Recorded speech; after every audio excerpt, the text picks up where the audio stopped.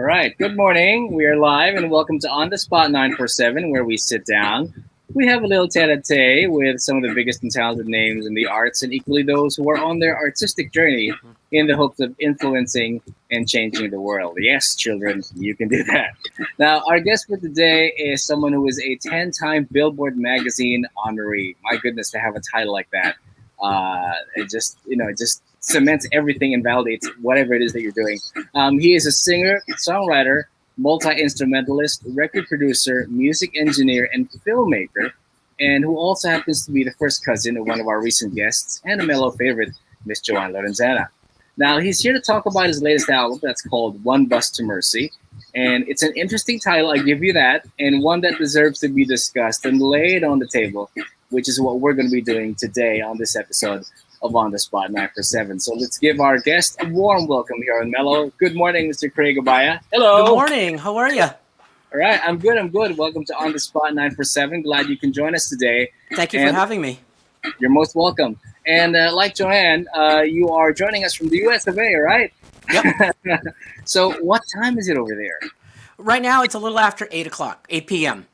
8 p.m. Okay, so it's good evening to you and good morning from us. Absolutely. Yes, yes.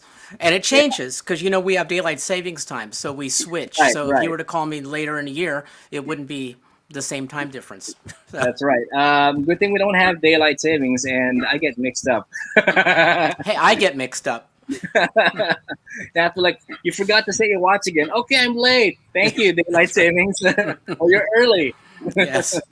So, out of curiosity, is there a good time for you to work and write your songs? I mean, there are some singers who just cannot sing during the day, but when the evening comes in, they just let it rip. Or there are some writers who can write in the morning, get it out of the way, so that they'll have the rest of the day for life duties. So, how is it for you? For me, it's all the time. I mean, the biggest challenge I have, and is especially when I have a band, is Mhm. I hear all the parts at one time, and Okay. everything that I experience, like even the title of the album, "One Bus to Mercy," it was something somebody said, and I wrote it down. I said, "That's a great title for an album," you Yeah, it know. is. It is. And so I don't really have any particular time, and sometimes I'll dream songs, and I'll get up and I'll rush for a notepad and a Right, right. recorder, So no one particular time at all. No one particular time. At one time, you did say that you were fortunate enough to be bombarded with ideas. I can Oh imagine the yeah. worst scenario for an artist is to not have any ideas at all. That's like personal hell, wouldn't you say? Yeah, but then if you get so many ideas, then if this one isn't happening right now, then you switch to one of the other ones. Yeah, so it's So like flicking on a switch, yeah, yeah. toggling it back and forth. I was wondering, where do you find inspiration? Just from everyday life. I mean, whatever, I hear, whatever I see, people. A lot of times it's Mhm. people. Experiences with people. Sometimes great experience, wonderful experience. Sometimes not so wonderful experiences. So Yeah, I think it was Sting who said when he wrote "Every Breath You Take," yeah. that's the power of being a songwriter. Is be careful if you mess with me because I'll make you famous. You know. So yeah, yeah. I'll I have a drop your few of name in those. the line of my songs and get nominated for a Grammy, and you'll be famous too. That's right. That's right. Yeah, yeah. I was wondering, uh, where was the most fun time, or if not place, that you ever wrote a song? Probably the I don't know about fun. I think it was on a plane.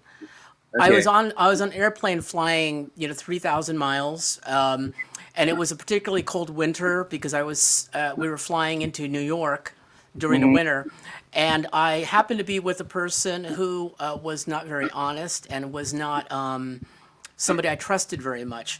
And Okay. so I wound up sitting there writing about with all of these sort of icy, the pain of winter. Yeah, I yeah. think the opening lines were brisk as the wind is winter. My heart feels cold.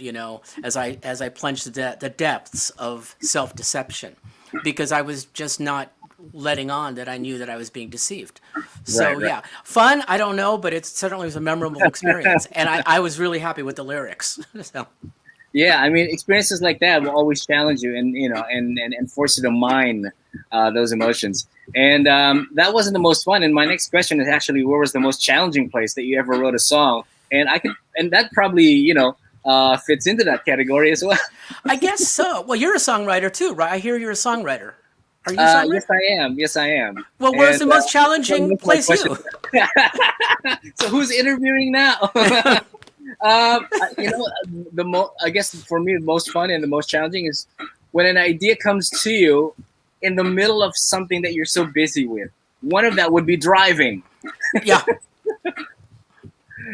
I just had to pull over and just record on my phone. And thank God for phones now that they Oh let us. yeah. Siri. Yeah, Siri has been my best friend when it comes to song ideas. Right, right. There you are. You're also a multi instrumentalist. So how many instruments do you play? My primary instruments are guitar, Mhm. piano, and I play a lot of drums and bass. It sometimes it's actually a lot more fun having a band, but other times you get all these ideas and you don't have time to give people Yeah, calls. yeah. And Right. I think the most recent one was a friend of mine who was one of the founders of a fairly, I don't know if they're well known in the Philippines, but are you familiar with the Counting Crows? Yeah. Yeah, Uh-huh. so I called Matt because Matt Nice. said Matt was with Counting Crows, and I said, "Hey Matt, you've always loved this song." And here again, my wife is a lot of my inspiration, and my wife said, "Craig, I had a dream last night that you recorded the song Circles, which is on the new album, and Matt played bass on it." Well, Matt always claimed that was one of his favorite songs, but I never recorded it. So gave him a call and I said, "Can you lay down some bass for me down there?" He's in Southern California, and he said, "Yeah." And then my wife did the vocals, and then I did the rest of the instruments and the lead vocals, and so I really really enjoy getting together and having the band thing, but especially during COVID, it's so efficient to play multiple Yeah, instruments. yeah, that's right. If COVID has taught us anything, and that is to multitask, in spite of the pandemic and being locked down and all that, and still get on with whatever it is that you're supposed to be doing in spite of it. And good thing Yeah. that technology allows us to do that. I keep this next question of most of my musical guests, and I've gotten some interesting answers. And if a singer songwriter cannot play any instrument, does that make him less of an artist or singer songwriter? No. In your Abs- books, Absolutely not. I mean, have you I ever mean, heard of anyone saying or saying, "Oh, you're like 80% because you can't play the guitar," or it's 75 because you don't play the piano? well, it depends on who's saying it. I've heard a lot of songwriters be remorseful over themselves, over Okay. their non musicality on an instrument. But it really doesn't. I think it really doesn't matter. And just like it does, people are going to say, "Well, you got to learn how to read notes." I said, "Anybody ever try to tell Paul McCartney to learn how to read notes?" Well, when he was younger, he refused. He actually Really? refused to. Yeah, absolutely. And I've met Paul, so it's like I Right, know this right. story for sure. Yeah. So yeah, it's it basically the God given imagination is what it is, and sometimes limitations. And I think this is something that Paul McCartney and John Lennon understood was that the limitations. And I guess one way of putting it is sometimes when you're really really educated in something, you're limited by what you know. But True. if you Yeah. can get beyond that, then you're limited by what you don't know, right? So it's like I'm not limited at all, and so I don't really think so. Like Joanne has mentioned that I think in a recent interview that she doesn't really she'll sit down and play an instrument when she's writing a song, but she's not an instrumentalist. Yeah, yeah, And yeah. she's written some brilliant songs, so that's never been a problem for her. Yeah, it's just really, in a way, a matter of perception. Glass half empty or glass half full, Yeah, right? I'll drink it anyway. So That, right. And you said that most of your inspiration comes from your wife. So if you get a Grammy, she gets a Grammy too, right? yeah, that's right. Yeah, it's kind of tough because I vote in the Grammys, so it's like, well, There you are. yeah, I do vote for Okay. myself. But I'm Yes. kind of an under the radar type of artist. It's not something I'm really ever expecting. I've been Hmm. in the Grammy voting pool though. Didn't win last year, but it's nice Oh to wow, be that's awesome. recognized. Yeah, the mere fact that you're nominated and you get to nominate other Yes. people as well. How did that process go about to be part of the voting committee or the Well, voting party? part of it is being accepted into the Grammys and as a member, Hmm. and in order to vote, you have to have been with the Grammy Foundation, or not the foundation, but the Recording Academy for a certain number of years, and in addition, you have to have had, I think, a minimum of two published releases, Okay. and I guess that's mainly it. I mean, those are the only two requirements, really. Wow. I would you know if you are the only Filipino voting member of the Grammy, or maybe not? Oh, I'm sure I'm not. I mean, no, I'm sure I'm not. I'm sure I'm not. Yeah. I'm trying to Well, convince. Filipinos are everywhere, so it's not going to be a surprise. So yeah, And I'm in San Francisco, so we've got Filipinos everywhere. I mean, this there is you are. a very Filipino-oriented part of the country. Right, right. And if Bruno Mars is part of the committee, then that means you both are it. So and he's Absolutely. Filipino too. So okay, Yeah, yeah. There you go. yeah, we're everywhere. Or Uh, Metallica, Kirk in yeah, yeah, yeah, Metallica. I mean, yeah, yeah. Exactly. Your first album, called "The Fine Art of Politics," does encompass a lot of that politics. I mean, whether we care to admit it or not, or whether we are aware of it, politics is everywhere. That's in relationships, in the workplace, in the basic structures of friendships. Can you tell us something about the album and how the concept came about for that one?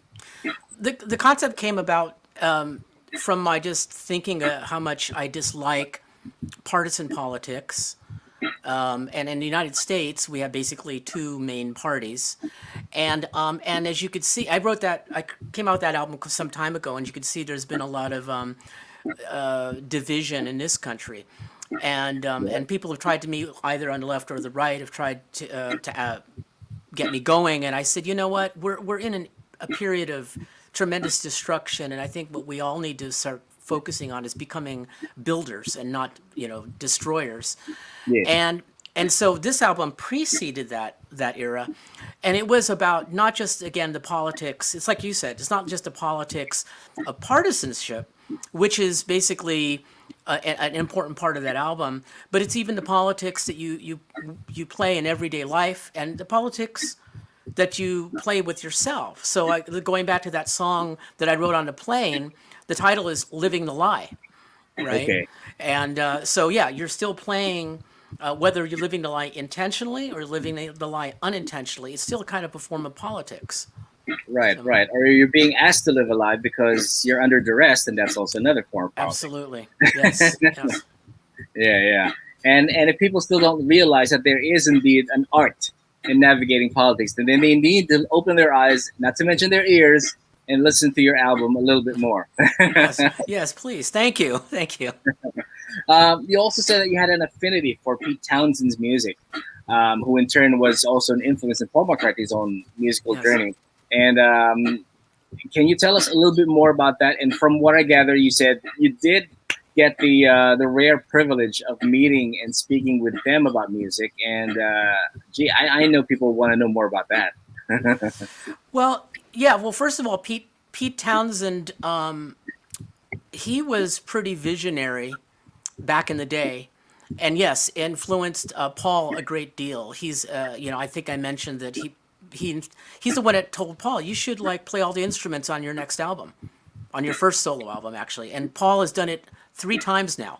He's had Yeah. albums with Wings, but he's had three solo albums where he played everything, and it's because that was what Pete was already doing when he wasn't playing with the Who, Hmm. and but in terms of his vision as a songwriter, he predicted the web and social media and the problems with social media way back in was it 1971 is when the album Who's Next comes out, where he Right. talks about this futuristic society in which everybody's tapped into what he called the grid, where everybody got their information, where everybody got their entertainment. He even went so far as saying where everybody got their nourishment. Yeah. And in the story, people, the government takes it over and tries to control the people, Right. and there's a revolution, and in the end, That the feels like the last, Matrix. yeah, only written by a very young man in 1970 for a release in 71, and at the end of the album, you might be familiar with the song "Won't Get Fooled Again." It ends the album, and the people who revolt against the evil government succeed, and the last words of the song are "Meet the new boss, same as the old boss." And it's like I just got chills because it's like, isn't that the truth? You know? Yeah, that's right. That's right. Very apt of a word that you call him a visionary. Who would have thought that, moving forward to what we have now, that's basically what it is. The internet is the grid, and it has changed our lives, made it better or maybe made it worse for some people who prefer old school in the way that we consume entertainment these days. Who would have thought that streaming was a thing back in the '90s, right? Oh, absolutely. And I will admit that I'm very much guilty because my involvement in technology. Because I mean, here in the Bay Area, I mean, I'm connected to Apple and Facebook, and I Yes, mean, you I are. could walk to YouTube. YouTube's that way.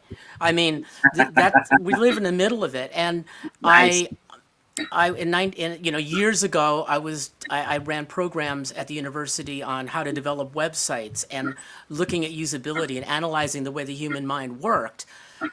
And it's not because I wanted to control people, but because it was inevitable.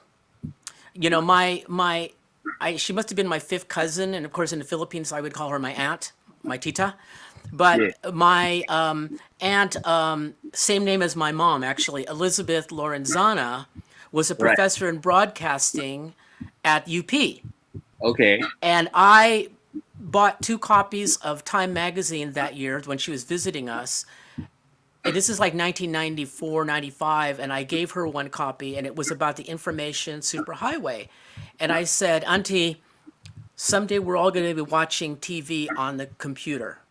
And I didn't know about the iPhone yet, right? And I Right. said, and so this is something we need to be paying attention to because you're in broadcasting. You're a professor in broadcasting at the University of the Right. Philippines. I think it's really important. So I thought it was inevitable, and I also am I'm definitely a geek, a technology geek. So it was also exciting, but there is also the downside. Agree. Agree. Look at the shirt that I'm wearing. Look at that. Hey, you See? wore that just for me, didn't you? No, I didn't Thank know. you. It's like, how apt is that? So It's perfect. It's perfect. yeah. You're a Um, visionary.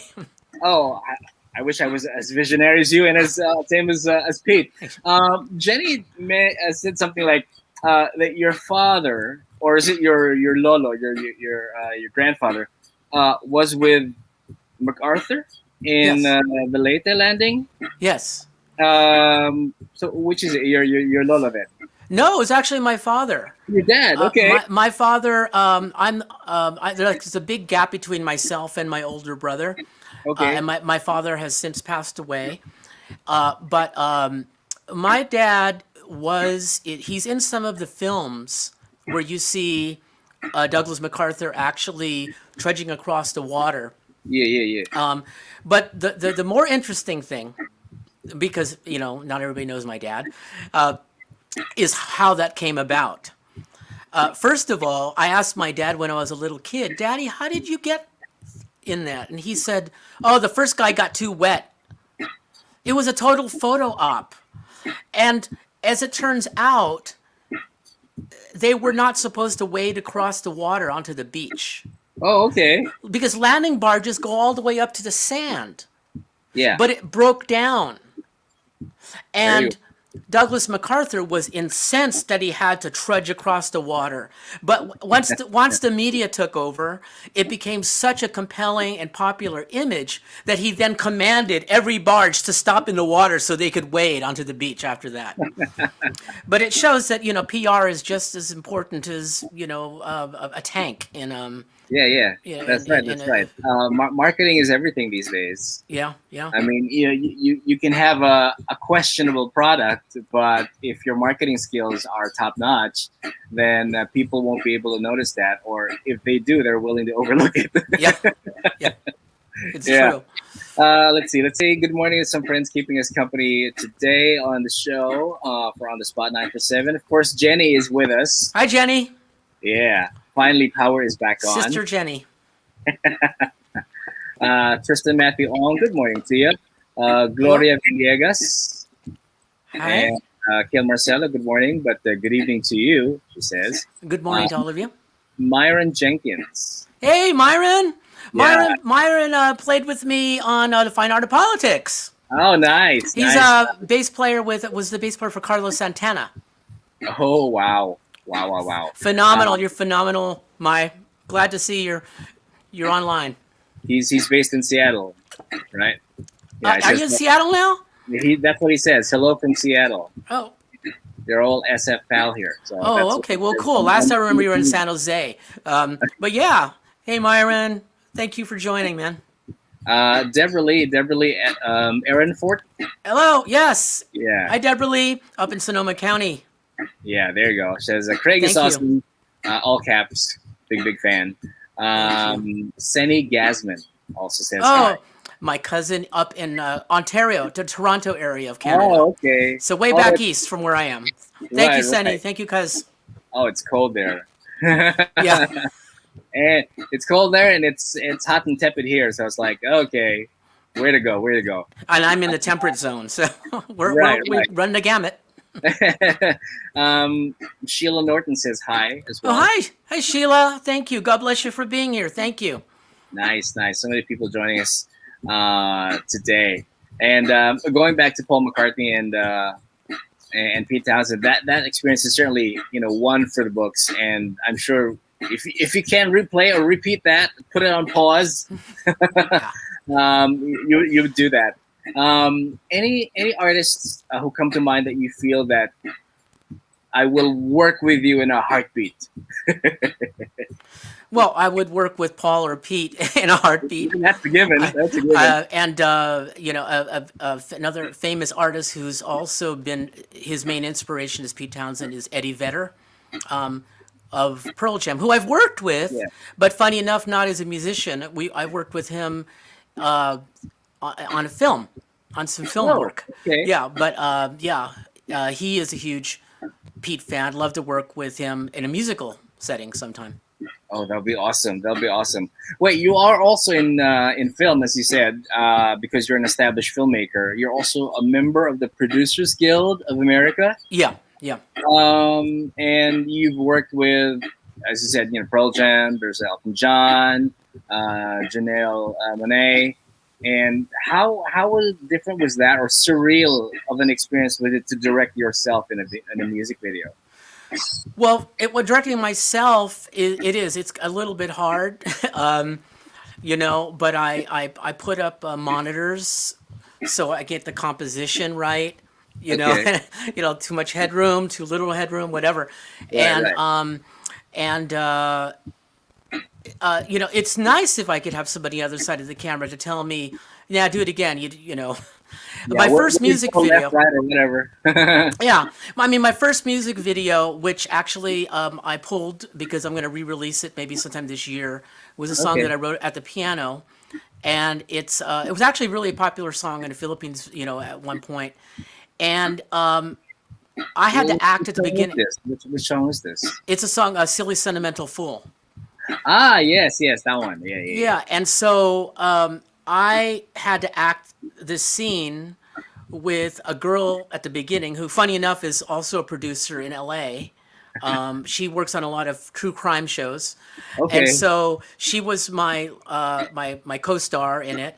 And I'm not an actor, I mean, I can direct, and I could particularly direct people who aren't actors because most Yeah. musicians are not actors, and my daughter who is an actress.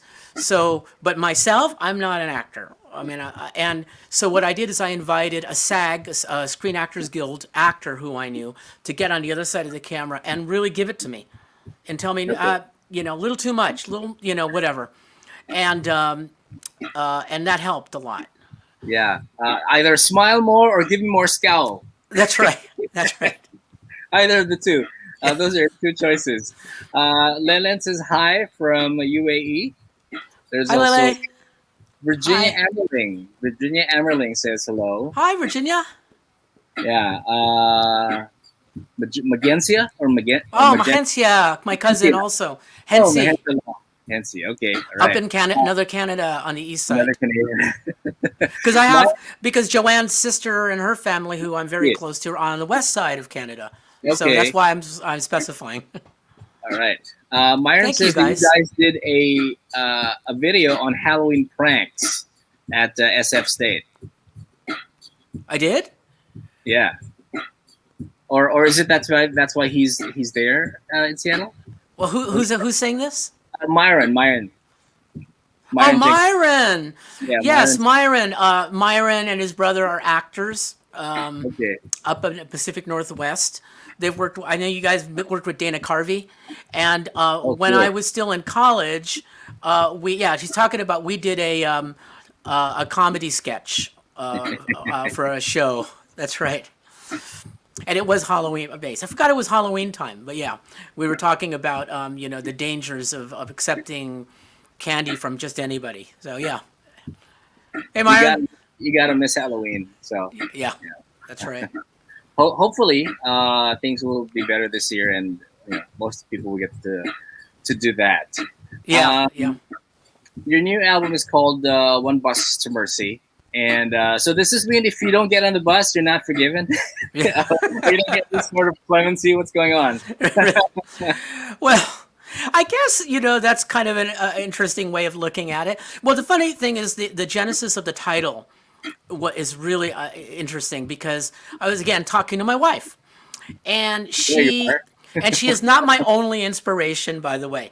You know, Okay. but we were talking about the high school she went to when we growing up, and it was a high school in San Francisco called Mercy. Okay. And she said, "Well, it was easy for me to get to high school because it was just one bus to Mercy." And I said, "Oh, Okay. that's it. That's the That's pretty title of cool. my next album because there's also a spiritual comment. It's not, you know, I don't want to say that I really isn't like, yeah, well, there's only one bus if you don't get on it. It's more like there is mercy. And it also not just mercy to receive, mercy to provide, to give, Yeah. to other people. Right. Oh, that's a great title. Thank you. How many tracks are in the album? I don't know, 12, I think. I think 12. I've written like a couple hundred songs, so it's like it's hard to keep track because there's 16, yeah, on the other album. So 12. This one's 12, I believe. How do you determine how many tracks do you want? I mean, is there like it's like an odd number, even number kind of thing going on when you say like, okay, an album should be 10. And again, similarly back to the question of being able to play an instrument. If an album only has 8 tracks, does that like mean less of an album? Well, there's so many different things. I was wondering something kind of funny related to that the other day. Is back in the day they called the full albums LPs, Yes, long playing albums. and then the middle one was called an EP, right? Extended play. Yeah. So why weren't 45s called SPs, short play? But no, they were always called 45s. Yeah, right. And they were called singles, but there were 2 songs, one in each. Anyway, I know I You know, digress. I think the mathematician had something to do with it, so I don't know. That's it. Yeah. But and the kids are so into vinyl right now. My daughter has her record player, and she's listening. She's collecting vinyl records, which are like, I know. It's like everything's making a comeback. I mean, I won't be surprised if cassettes make a comeback. I've heard something like that, but come on, cassettes. Yeah, no, no, no, not good. I mean, I'd rather have CDs make an official comeback than cassettes. Come Yeah, on. yeah, yeah. Yeah. Where do you stand on that? I take it that you're more for the CD than digital. Oops, hold on. I was gonna You play know, your. that sounds familiar. Yeah. You know what? There's a famous artist who I've worked with a lot, and I won't name his name, Okay. but was totally all Most probably it's for Voldemort. what's that? I'm sorry. Most probably it's Voldemort. Yeah, Cannot be. Voldemort. No, no, no, no. And and was really, really, posing the argument about the highest quality. Yeah. And yes, I love the highest quality, but to me, my focus is on the highest passion, the highest performance. It's Okay. like, and I don't mean perfectionism, because perfectionism can often be very boring. Yeah, that you might as well have the computer do it for you then, right? I mean, Right. there's a Right. feel, and and I wanted to ask this person, well, did you listen to like the Beatles when you were a kid, or Chuck Berry when you were a little kid? And they'd say, yeah. And what did you listen to them on? It was probably some cheap little deck. And I said, well, so wasn't the quality of the recording that was a big deal and influenced you to become this famous artist, right? It was something else. And I think my concern always is like, yes, digital, everything is ones and zeros, right? Unless you're really into quantum mechanics, it's all ones and zeros. But still, there's something that's being conveyed through those ones and zeros that I think is far more important, than the quality. Um, you know, As long as you get your message across, it doesn't really matter in what form it comes out in, right? yeah, yeah. I mean, Yeah. you know, I like CDs. I like downloads. I like vinyl. I like tape.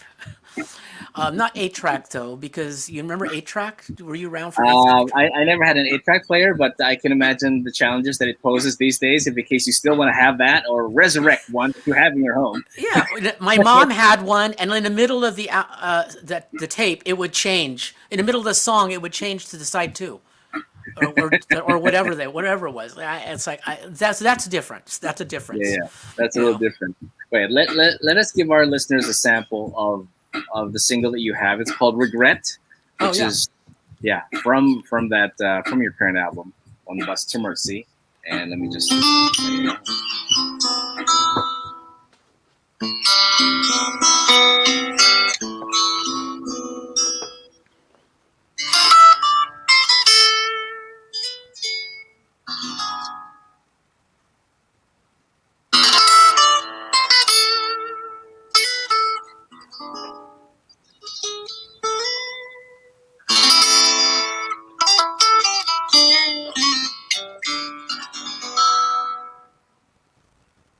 Forfeit what you've got. Walk away from your life. Nothing ventured, nothing gained. That's what they say. So you emptied out your life of your wrongs and your rights. Trying to wipe away a life of regret.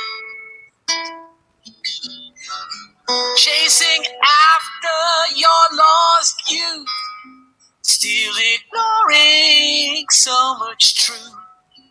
You abandoned what you had for so long.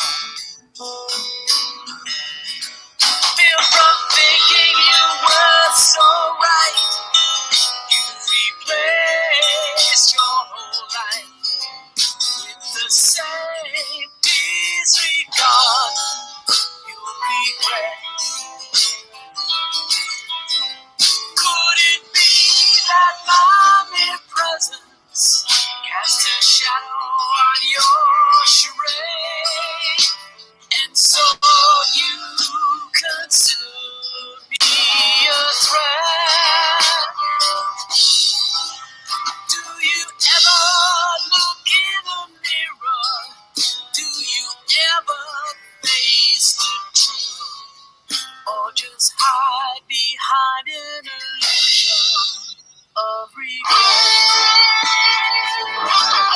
That's the message right there. We hide behind the illusion. Thank you. What do you wanna, I just finished the music video for that one, by the way. oh, you That did? Oh, great, that'll great, be great. out next month in June. Oh, awesome, awesome. And of course, it'll be there on your YouTube channel. Yeah. That people will be able to listen to see that. I had Santana vibes when I first heard the song. I was like, okay, is Carlos Santana coming in? Because the guitar plucking and all that was that intentional to make it sound like that, or it just happened? No, it's you're just basically influenced by everything you ever hear, and you don't necessarily know what influenced you. Mm-hmm. I mean, I think I was thinking I was feeling more of a film noir type of vibe. Okay. Picture like an old movie in black and white where there's, maybe a detective, Yeah, trying yeah, to yeah. solve a murder, that kind of thing. Right, right. Is that how the video is gonna turn out? No, A little humorous? it's funny because I do have another video that I've been wanting to do. That is going to be like that, but this one is I played all the instruments on the song, so it's basically me playing all the instruments. Okay. Multitasking, in short. That's right. I just got to be really fast. Yeah, yeah, yeah. It'd be like an octopus and grow, several more tentacles and play all at the same time. Hey, Yeah, yeah. yeah. The image does sound like or look like Disney, right? So why not? Go to. If you're a Disney Hey, kid, why not? yeah, So yeah. yeah. Good luck on the video. We can't wait to see it, Thank and you, thank you. good luck on the album as well. More people need to hear it and to be to know more about it. Now, if people want to follow you on social media, where can they find you? You could just go to facebook.com/my name, Craig Abaya. And you Okay. could, or you could just search me out. You can Google, and or Yahoo. I don't want to be biased, so whoever you want to do. A lot of my crew work for Google, so it's like, Okay. But you could do Yahoo too, or Yeah. somebody else. Whatever browser kicks your goat, then That's right. That's that right. should be the one that you go to. Yeah, exactly. Yeah. No hate, all love. Yes. And also, like most music these days, they obviously can listen to you on Spotify, also on Apple Music and all other digital music retailers, right? Yes. Yes. Spotify, Apple Music, gosh, you name it. Yeah. Yeah. Fortunately, and then if you Everything. actually do like CDs, physical Hmm. CDs, then There you are. Amazon has it on CD as well as download or streaming. So All right. Perfect. Perfect.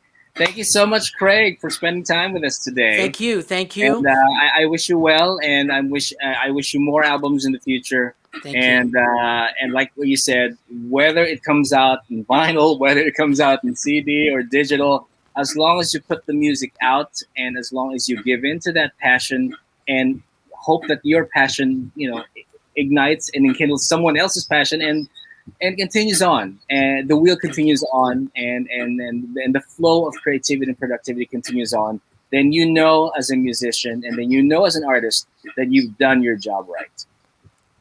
Amen, amen. Thank you so much. I Thank want to you hear so- your stuff sometime. Yeah, Okay, we'll talk off air. okay, sounds good. Yeah. Thank you. All right. Thank you Thank so you, much. everybody. Hey, everybody. Thanks so much for joining in. And shout out to my first cousin, my sister, Joanne Lorenzana, who There you you had go. recently. And love you and hope to do more work with you in the future. Take care.